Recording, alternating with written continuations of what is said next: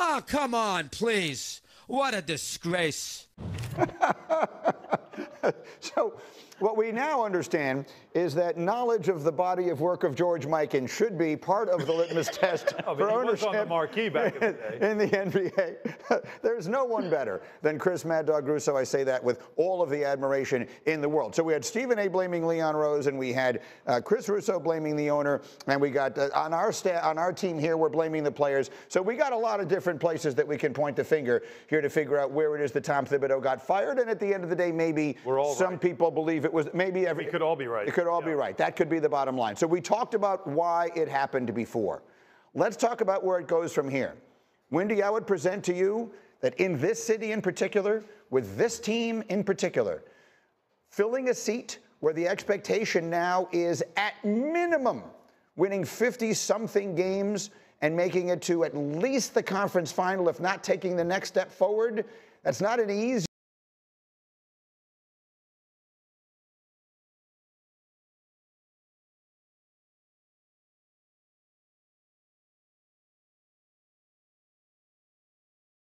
job, no matter who it is that takes it. So in what direction should we be looking next in New York? Winman.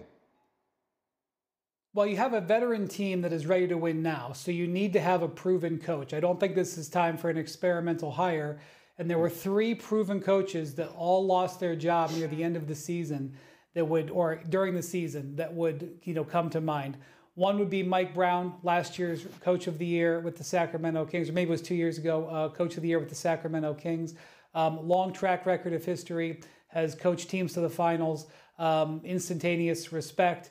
You have Michael Malone, who a championship coach, who was fired with 3 games left in the season. Again, he has long ties to the Knicks organization, grew up in New York. His father was on the staff. And you have Taylor Jenkins, who was also fired late in the season. Again, a successful head coach, the Memphis Grizzlies. You look at our colleague here on this set, J.B. Bickerstaff.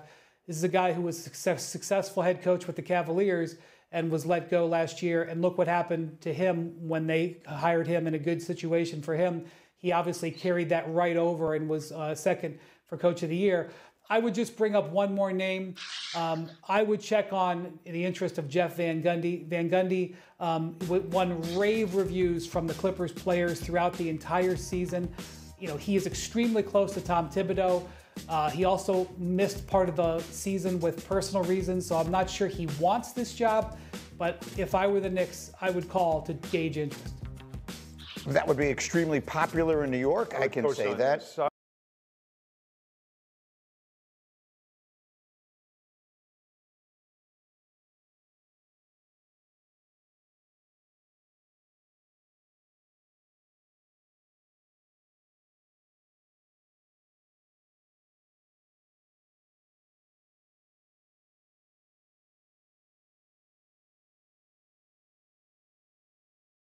Wrapped around the leg. What is the don't we have Coach B-roll of him pointing and calling timeout? Apparently not. Listen. As a coach, you'd much rather have that film than you standing and pointing at people and telling them what to do. Okay. He was in the scrap. I love it. Where's the clip of Marcus Camby punching him on? Oh my God. Okay, that's hilarious. But still, I would definitely make that call, even if he says no. Make him tell me no. Yep. Okay, I would also say that on a team that basically is Villanova North, there are people who are going to point in the direction of Jay Wright. Would they be pointing in the wrong direction? Yeah, I think so. First of all, he doesn't have NBA experience. Now, he was a phenomenal college coach. We know this. And a championship coach and a championship human being. I don't believe Jay Wright is somebody that would be looking to do this job. And I don't know if the Knicks would be looking for him either. Monica,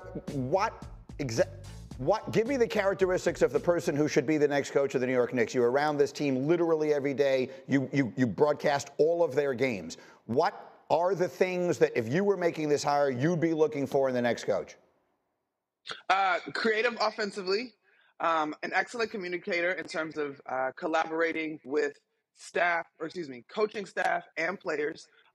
Command and presence in terms of holding these guys accountable top to bottom. I mean, Greedy, you and I, we all watched these conference finals, and I was so fascinated that the bench unit could come in and communicate how to switch properly, and your starters were struggling to do that. So there's got to be a level of accountability. And I think I would just add as much as game planning is important, I do think with this group in particular, the ability to make adjustments on the fly is going to be important. And I don't think that this decision, I know the Eastern Conference Finals is the last piece of the pie, so to speak, that we all have to remember in terms of tips, but I don't think that this decision came out of just that.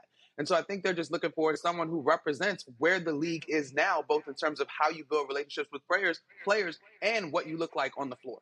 To that point, I think there was a lot of noise in New York that Tibbs' job could be in trouble. My personal feeling or guess was that by beating Boston and going as far as they did, that was going to tamp that down. Also. Obviously, it didn't. Quick thought from you, if I can, Coach. Just on, I know you can't comment on this situation specifically, and no one would ask you to, but when it comes to expectations, you took over in a place where maybe the expectations weren't so high, and look how great everything turned out, and everyone is lauding the job that you do. Taking a job where the expectations are very high is a different animal altogether. Yeah, this is not going to be an easy job. The expectations here, the floor is 50 wins in the Eastern Conference Finals, like you said, in New York City, where, you know, the media can be extremely aggressive and opinionated. So there are talented coaches out there, and these are the jobs that you want. And it's interesting now, you've seen the dynamics kind of shift. When you took over a team, it used to be always a bad team. But now you're getting opportunities to take over talented veteran teams that have opportunities to win. Quick final.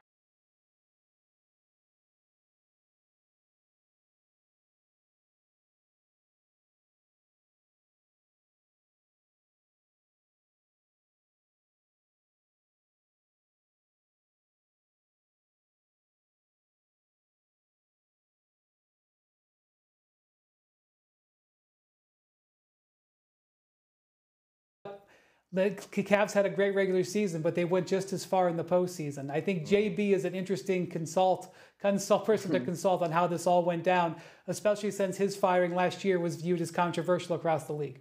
All right, we'll keep a close eye on what they wind up doing with the Knicks. More basketball as we go. We got to get to the NBA Finals, but we got a great football squad put together today. Let's bring Lewis into the conversation for his signature feature. It's called Is That Ridiculous?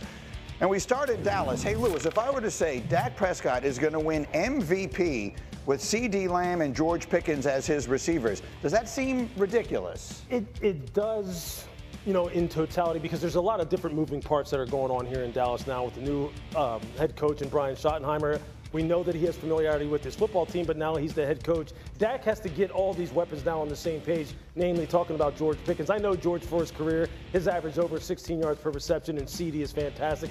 There's just a lot that has to go right in order for him to have a winning season, which is kind of a prerequisite for being the MVP. All right, this one I love. Yeah. If I were to say the Chargers are going to win the AFC West, not the Chiefs, is that ridiculous? That's not ridiculous. I'll tell you what, the Chargers have had a hell of an offseason. This offensive line is massive now. The addition of Mekhi Becton to go along with Joe Alt on the right side. They can run the football. They drafted Marion Hampton. They have playmakers on the outside now on the perimeter. We know how Jim Harbaugh loves Justin Herbert, and Jesse Minter is going to be a head coach in another year or two. So they have a fantastic defense.